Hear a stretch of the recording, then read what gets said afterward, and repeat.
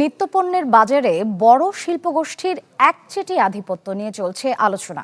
Oligarch অর্থনৈতিক কাঠামো ভেঙে অন্তর্ভুক্তিমূলক অর্থনীতি গড়ার অঙ্গীকার করেছে ক্ষমতাসীন দল বিএনপি। তবে অর্থনীতিবিদদের মতে ঘোষণার চেয়ে বাস্তবায়নই হবে বড় চ্যালেঞ্জ। আর কেন্দ্রীয় ব্যাংক বলছে সঠিক নীতিমালা ও প্রতিযোগিতামূলক বাজার কাঠামোই হতে পারে সমাধান। মাসুম মিয়ার বিশেষ প্রতিবেদন। ওষুধ থেকে ঝালমুড়ি, চাল থেকে গরম মশলা, নিত্য প্রয়োজনীয় প্রায় সব পণ্যই এখন উৎপাদন ও বাজারজাত করছে বড় শিল্পগোষ্ঠীগুলো।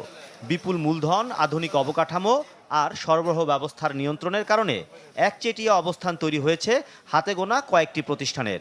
ফলে সংকুচিত হচ্ছে ছোট ও ক্ষুদ্র ব্যবসায়ীদের সুযোগ।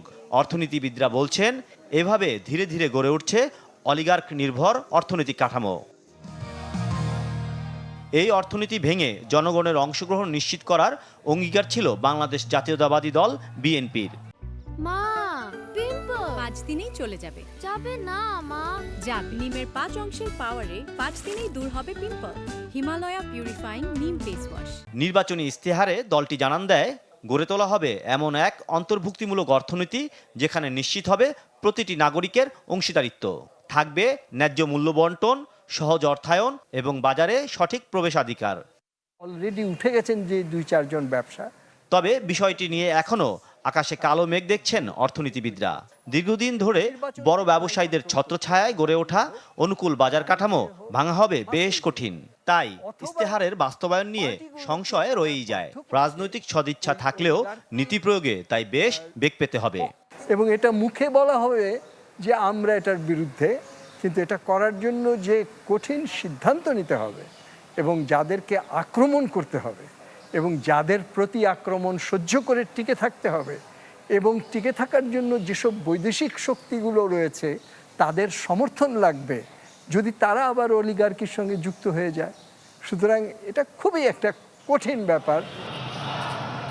কেন্দ্রীয় ব্যাংকের হিসাব পুরোপুরি সহজ।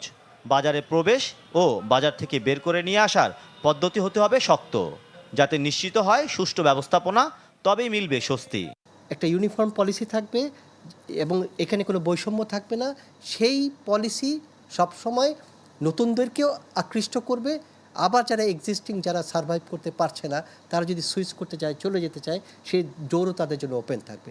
কেন্দ্রীয় ব্যাংকের কাজই হবে নীতি সহায়তা দেওয়া এবং নীতি সহায়তা প্রদানের ক্ষেত্রে যাতে কোনো বৈষম্য বা কোনো টার্গেট ওরিয়েন্টেড না হয়। নিত্যপণ্যের বাজারে বড় শিল্পগোষ্ঠীগুলোর একচেটিয়া আধিপত্য ভাঙা সহজ হবে না সরকারের জন্য। অর্থনীতিতে সবার অংশগ্রহণ নিশ্চিতে পরিবর্তন আনতে হবে দেশের অর্থনীতির মৌলিক কাঠামোতে, যেখানে থাকবে চ্যালেঞ্জ ও সম্ভাবনাও। মাসুম মিয়া, চ্যানেল 24, ঢাকা।